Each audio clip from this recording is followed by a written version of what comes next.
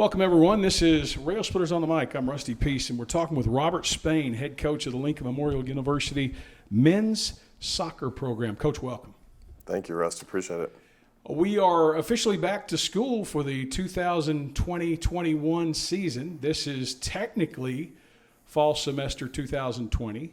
By this time, as you well know, we are typically in the midst of either preseason practice or we have already played maybe some scrimmages.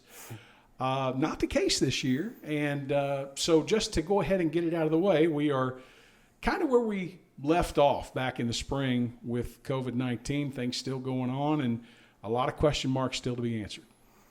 Yeah, exactly. We were looking at it on the calendar and, we would have had almost 20 training sessions in, multiple different film sessions, lifting, all these things, and at least one friendly or preseason exhibition. So, of course, we're kind of crossing the calendar off of like what we would have had, and now we just look forward to, what's coming up. Other than the obvious, which has been, getting the fall season pushed back to potentially playing in the spring, what's been the most difficult thing for you as head coach to deal with thus far?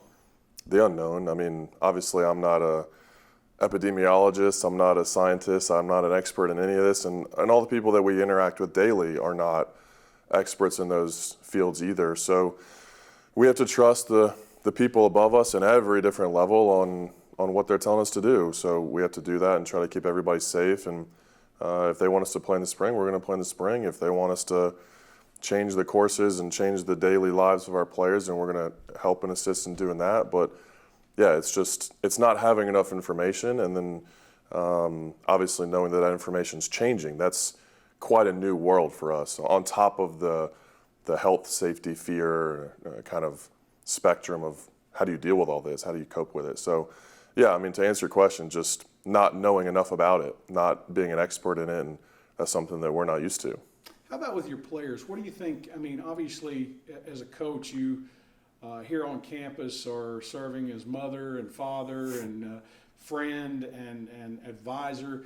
What do you think has been the most difficult thing for them to deal with, both mentally and from an aspect of not playing the game? Yeah, I think our guys, you have to understand like the context of what we're trying to do with our program. We're trying to build momentum, and we just barely got the car started. We got it out of, neutral and started to barely push the gas. So it wasn't really that hard just to put it back in park. But, that's what our guys were excited for, is to keep it going. And now we have to kind of just sit there and wait.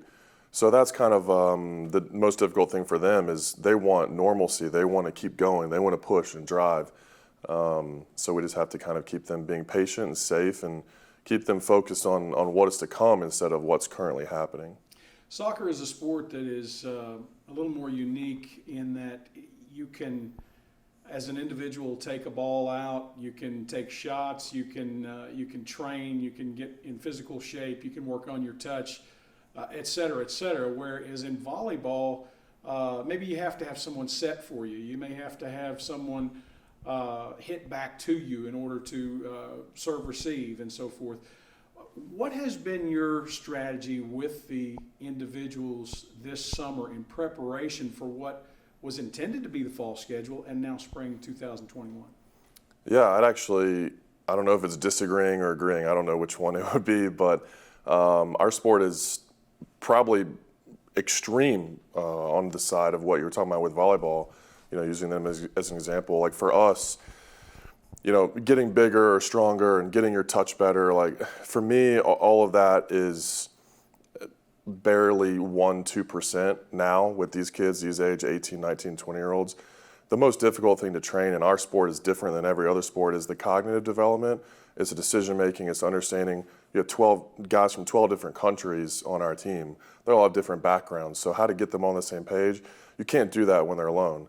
We can't do that on video. We can't do that on Zoom calls. So that's the thing that's the most difficult. So nothing's changed as far as you need to get yourself fit, you need to take care of yourself and be accountable, but they're all just looking forward to getting to train, because that's the basic part of my job, is just to develop them cognitively and understand how to make decisions. So Nothing's really changed. They just have a longer period of time to continue to stay fit, continue to touch the ball, but they're not going to see massive improvements on that because they're not making decisions.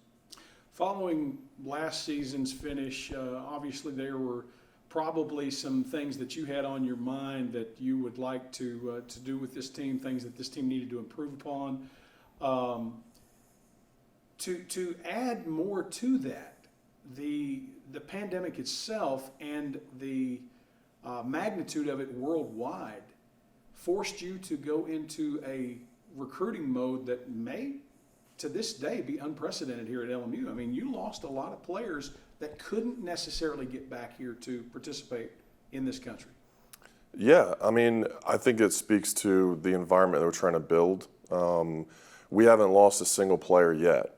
They're all still here with us, either physically on campus, and obviously that takes quite a bit of commitment for them to get here and go through all the different protocols and waiting and the visa process. But we do have some guys that are still stuck in their hometowns, whether it's in America or in different countries.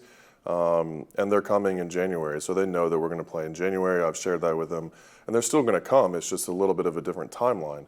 We were really fortunate that, you know, we work our tail off in recruiting. We identify the best players regardless of where they are. I remember telling you that when we first talked, a year ago, and we had our entire class done, signed, ready to go before the pandemic hit. So we were really fortunate that we didn't need to scramble. We didn't need to kind of adjust our recruiting. We just needed to focus on getting them all here and figuring out how those timelines are going to be different. Who's coming now? Who's coming in January? Who's taking online courses? And that's been a very, very difficult challenge, just figuring it out for everybody because everybody's different. So we've been working with them on that for sure.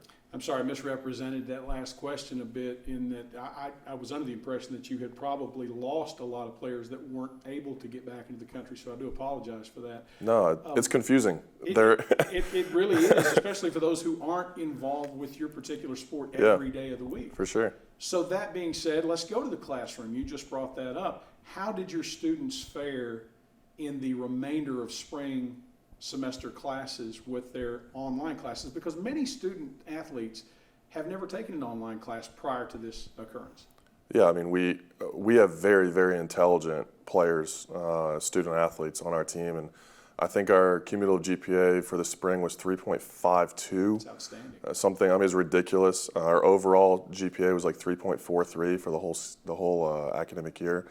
I mean, we have guys that scored 1,400 on the SAT. We have guys that are, all academic All-Americans, all regional.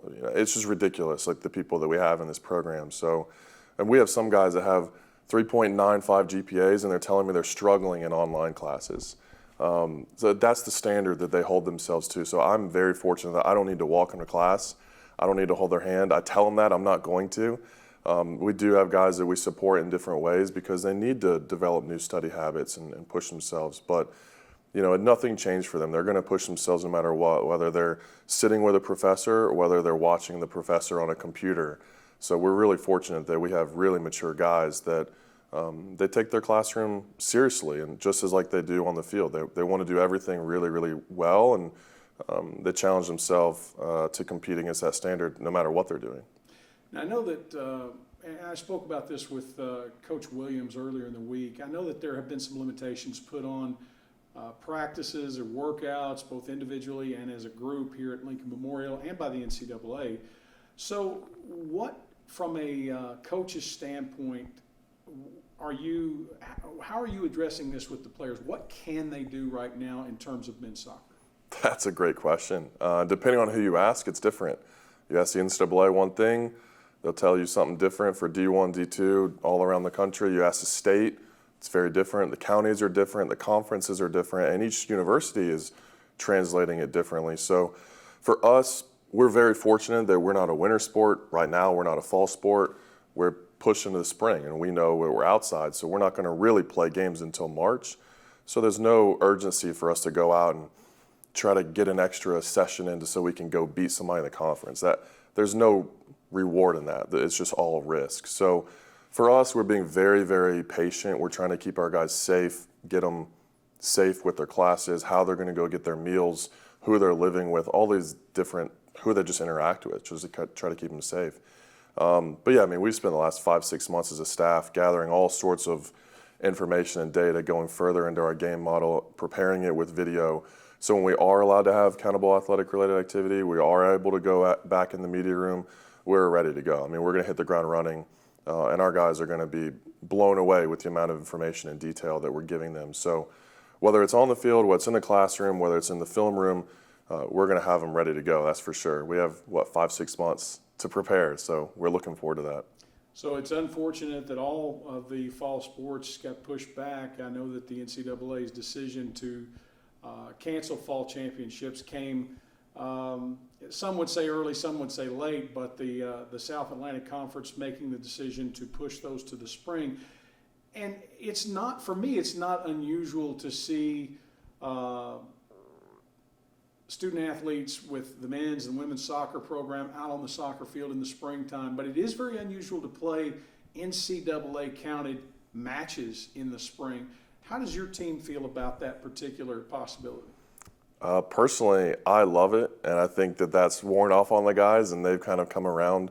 You know, we met with them last week to kind of keep them updated on what we're talking about. Nothing's final, nothing's official, but they're excited that they have the chance to play a unique type of season where there's still a trophy, there's still a title on the line. Obviously, we play in the hardest league in the country. That's a fact. Everyone knows that at this level. So to be able to go and try to win a league, I mean, it's crazy. And the format is really, really unique to our sport where, you know, let's face it, the chance of Division II players anywhere in the world or anywhere in the country are able to play in a World Cup or to play in Champions League, it's not going to happen. So if we can give them that type of experience while they're in school, what a great opportunity. So we're basically trying to be as positive as we possibly can to where, yeah, you have normal seasons. When fall 2021, we may get back to that. But spring 2021, it's unique, it's different. Let's go all in on it and cherish that opportunity.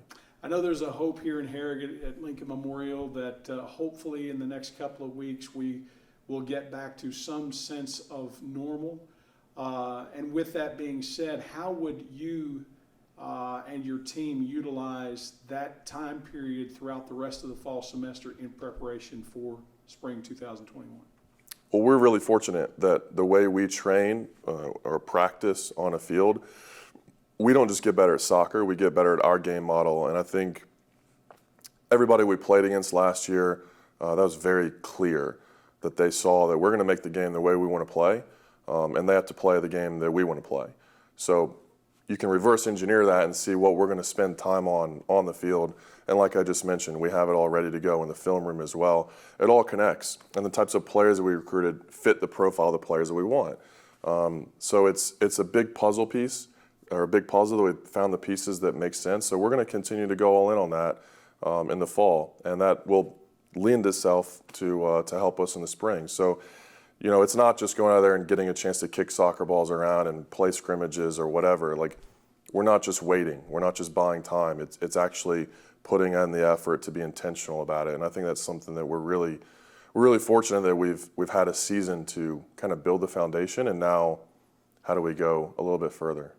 Well, Coach, I know that those of you who are in the coaching profession at an early age, early in the career, I think are gaining knowledge leaps and bounds that will benefit them deep down the road because, as I said to Coach Williams, I don't think that there's any point in history that student athletes or coaches have dealt with something of this magnitude.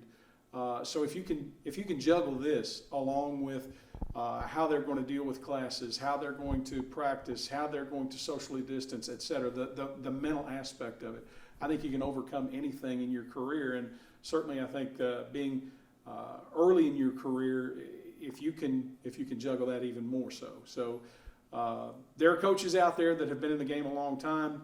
There's that old saying that you can't teach an old dog new tricks, but in this particular case, you probably came up in the computer era. I didn't, and so you probably know computers far better than I. And this particular pandemic is very similar in a lot of ways. And I'm not trying to put a positive spin on this because I certainly don't see any positive in what we've all had to deal with. But I do certainly hope that we all get back to some sense of of normal in terms of athletics in general, but especially college athletics. Yeah, I think obviously the whole point of college athletics is to prepare our student athletes for what they're going to face. And, you're not going to be a player for the rest of your life, like for 40 and on, whatever the best case scenario would be. So how do you take those building blocks and lessons and apply them into other fields? And that's our job is, go through experiences and pass it on to our players and have them help, have them allow their life to be easier, slightly easier than ours was. And that's the role. So we're trying to, I don't think it's necessarily have to put a positive spin on it. It's just the way that you look at it. It's the perspective. And if we can zoom out and see all the opportunities that we still have, they still have a program. They still have scholarships. They're still healthy. Nobody on our team has been sick yet, knock on wood. There's a lot of positive to find. We just have to look for it. And I think that's the big takeaway for all of this is no matter what happens in life, they're going to be able to look and find positives. You just have to focus on that instead of allowing the negative to take over.